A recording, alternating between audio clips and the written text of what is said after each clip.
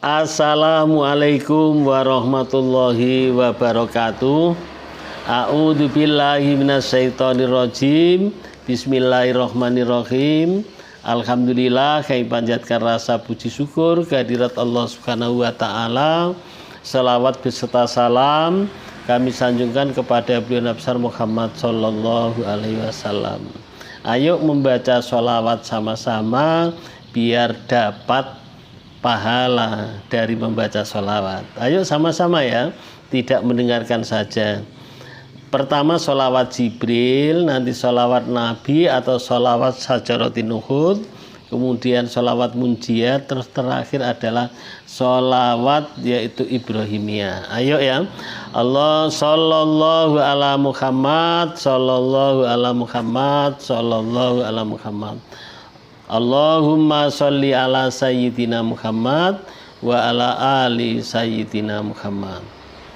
Allahumma sholli ala sayyidina Muhammad wa ala ali sayyidina Muhammadin sholatan tunjina biha min jami'il ahwali wal afat wa taqdilana biha jami'il hajat wa tutahhiruna biha min jami'is sayyi'at wa tarfauna biha indaka ala darajat wa tuballighuna biha aqsal ghayat min jami'il khairati fil hayati wa ba'dal mamat.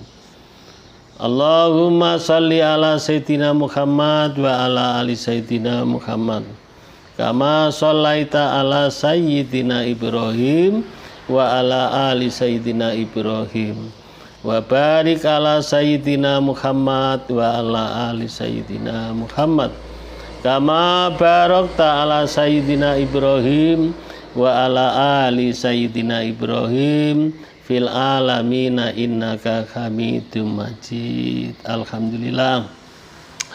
Selamat berjumpa kembali dengan channel Basori Official. Yang kali ini akan mengisahkan ya, kisah dari seorang kiai yang sangat terkenal dari Jawa Tengah, yaitu kisah Mbah Gusmus. Gusmus itu bagi orang Jawa khususnya ya, dan umumnya orang Indonesia sudah terkenal Mbah Mus ini. Nama aslinya Ahmad Mustafa Bisri, tetapi terkenal Gusmus. Terutama terkenal yaitu di kalangan Nahdiyin, di kalangan NU, tidak asing lagi. Ya, beliau ini kelahiran Rembang, ya, kemudian punya pesantren yang besar. Nah, dia adalah mengkisahkan ya tentang keajaiban sholawat, tetapi tidak secara terperinci.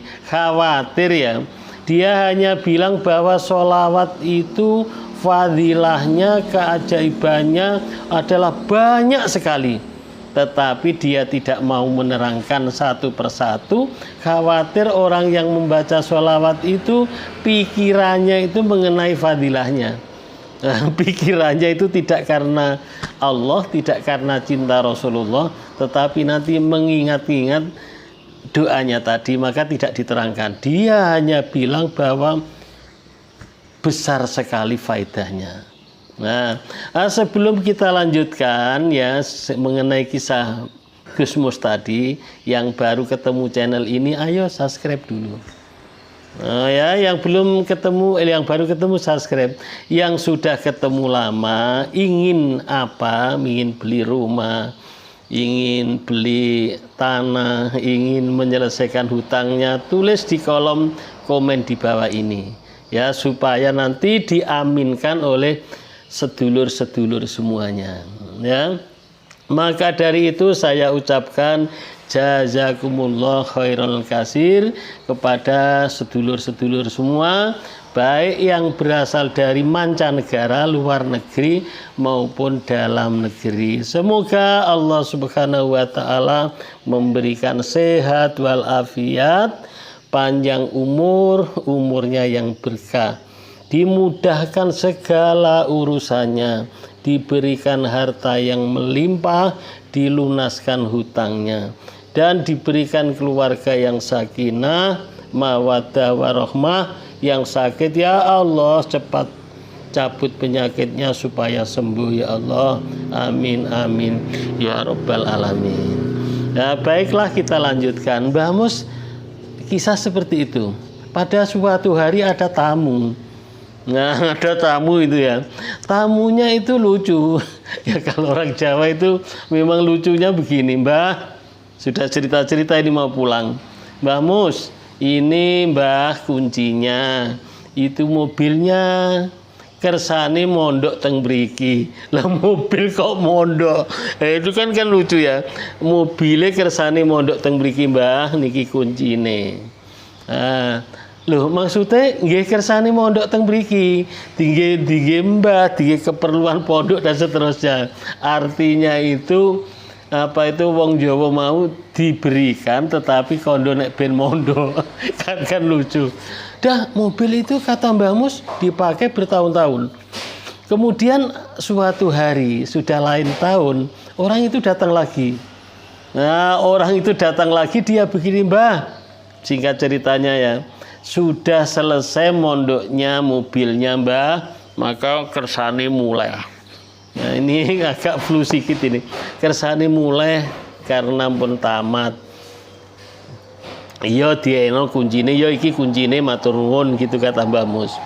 Tapi Mbah, iki adike kersane mondok wale. Arti lho, iya piye maksudmu? Lah niki kuncine niku mobile, subhanallah. Diberi lagi Mbah Mus. Diberi lagi yaitu adiknya mobil Innova. Ternyata mobil itu adalah mobil yang bagus zaman sekarang. Ya itu mobilnya itu Alphard ya. Mobil Alphard itu ya saya pun belum pernah punya ya nggak tahu, pokoknya mobil Alphard itu katanya bagus. Jadi diberikan Mbah Mus mobil Alphard, subhanallah. Kata beliau itu adalah termasuk berkah mendawamkan sholawat. Nah, termasuk berkah membaca sholawat. Nah, itu ya. Maka timbul pertanyaan, apa boleh ya membaca sholawat kok mengharapkan supaya dapat mobil ya? Apakah bisa sholawat yaitu memohon kepada Allah supaya hutangnya lunas? Apakah bisa sholawat itu boleh memohon ya supaya kita bisa membeli rumah? Jawabannya adalah boleh. Nah, ya. Bahkan orang yang memohon kepada Allah itu adalah ciri khasnya orang yang beriman. Nah, ya, jadi kalau tidak punya sesuatu itu memohonnya adalah kepada Allah. Berdoanya kepada Allah, wasilah membaca sholawat, maka boleh. Nah itu maka boleh, karena membaca sholawat itu juga perintah Allah subhanahu wa ta'ala. Bukan hanya perintah menyembah saja, tetapi juga membaca sholawat atas perintah Allah subhanahu wa ta'ala. Bagi orang-orang yang beriman, ya ayyuhalladzina amanu, yang lengkapnya innallaha, itu loh yang dibaca sesudah sebelum azan oleh tukang azan ya, oleh muadzin. Innallaha wa malaikatahu yusholluna 'alan nabi ya ayyuhalladzina amanu shollu alaihi wa sallimu taslima. Allah beserta malaikat bersolawat, wahai orang-orang yang beriman, bersolawatlah kamu kepada Rasulullah. Itu adalah perintah. Nah, berarti melaksanakan perintah ya, dan berdoa juga perintah Allah. Maka mintalah kamu akan saya beri. Nah, tidak membaca sholawat saja minta itu adalah boleh, apalagi ini membaca sholawat. Nah, jadi membaca sholawat memohon kepada Allah supaya diberikan mobil, supaya diberikan rumah, supaya hutangnya lunas, itu adalah boleh. ud'uni astajib lakum. Berdoalah kepadaku, akan saya ijabah, akan saya beri apa yang diminta itu. Nah itu ya. Maka kata Gus Mus ya, kalau tapi itu ada juga yang membantah ya. Ya itu ada juga yang membantah. Tapi saya itu saya itu sudah lama membaca sholawat. Loh kok utang saya kok ya nggak lunas-lunas. Nah itu masih ada yang membantah. Tadi adalah dijawab boleh, sekarang dibantah juga. Tapi aku sudah membaca selama 3 tahun. Ya ada yang di subscriber saya itu bilang seperti itu. Di WA saya itu ada yang masuk seperti itu. Saya sudah Pak Kiai itu bilangnya. Saya bilang kan, ya baca sholawat Bu. Udah gitu katanya. Nah, mengapa belum diijabah? Kata Mbah Mus, kuncinya ya ini yang membaca sholawat sholawat yang pendek saja ya, sholawat Jibril atau sholawat Sajaratin Nuhud. Sholawat Jibril itu adalah sallallahu ala Muhammad, sallallahu ala Muhammad, sallallahu ala Muhammad. Sajaratin Nuhud atau sholawat pohon uang, Allahumma sholli ala Sayyidina Muhammad wa ala ali Sayyidina Muhammad, supaya diijabah, supaya hajat kita itu adalah diijabah oleh Allah Subhanahu wa Ta'ala. Itu adalah syaratnya, kuncinya harus ikhlas, harus khusyuk, harus tidak mengingat-ingat yang diharapkan. Loh kok tidak diingat-ingat itu Pak? Saya membaca sholawat itu ya memang minta supaya punya rumah. Kok nggak diingat-ingat itu bagaimana? Ya diingat. Tetapi waktu kita riyadhah, waktu kita membaca sholawat Jibril, itu yang diingat adalah Allah. Yang diingat adalah cinta Rasulullah. Nah, yang diingat itu Rasulullah.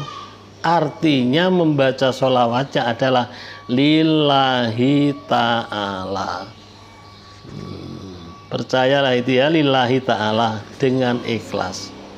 Lah kalau selesai membaca sholawat yang 1000 minimal ya, baca sholawat itu 1000 minimal sehari semalam, baru doanya.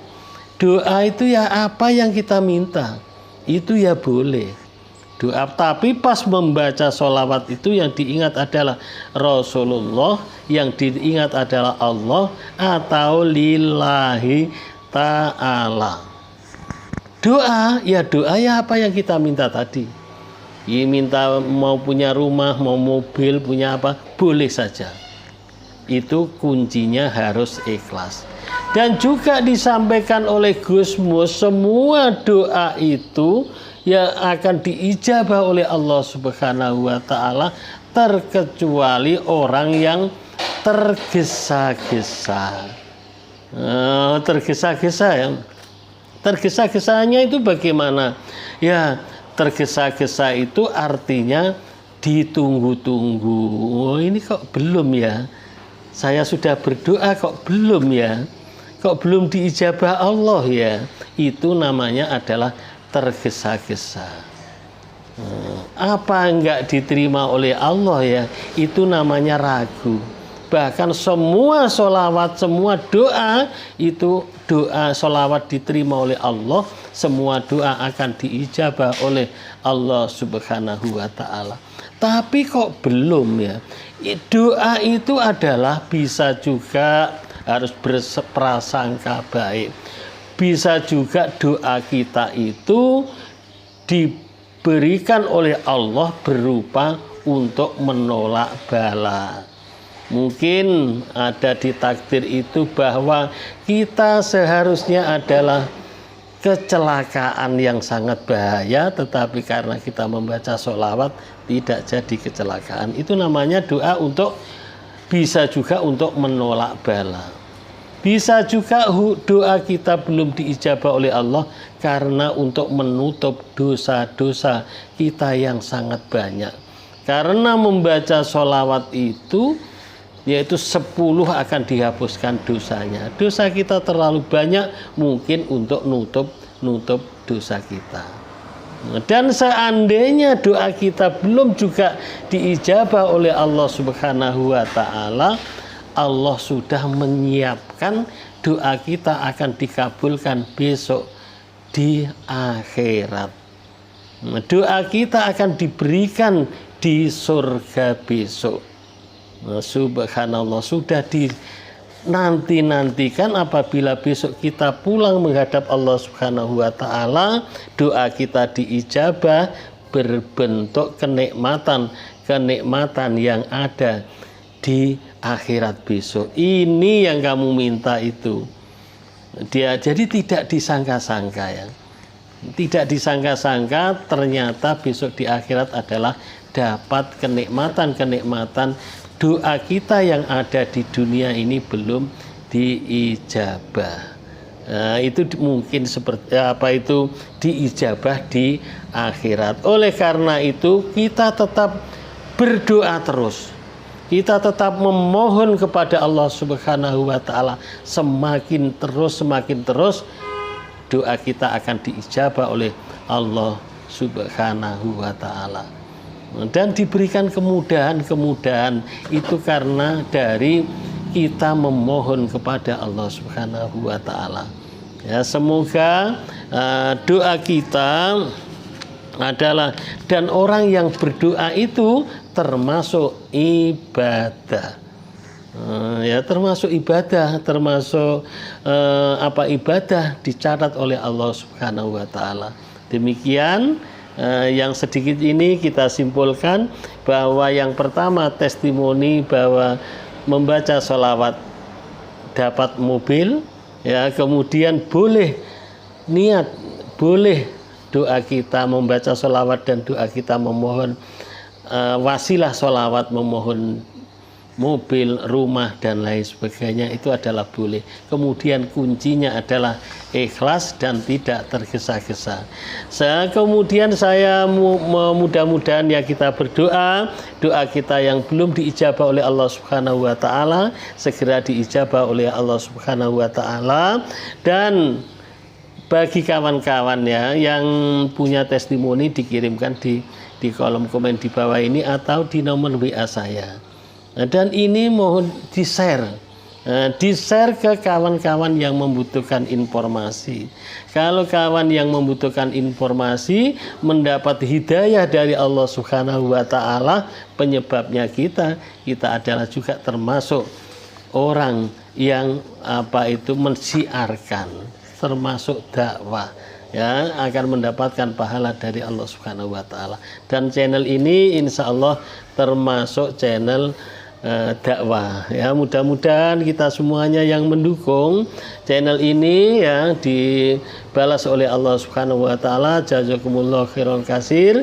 Dan saya sudahi, kritik dan saran saya tunggu di kolom komen di bawah ini. Bagi kawan-kawan yang mau testimoni dan silaturahmi silahkan, ya, itu di 0812 7515 4442 0812 7515 4442. Thank you very much. See you next time. Assalamualaikum warahmatullahi wabarakatuh.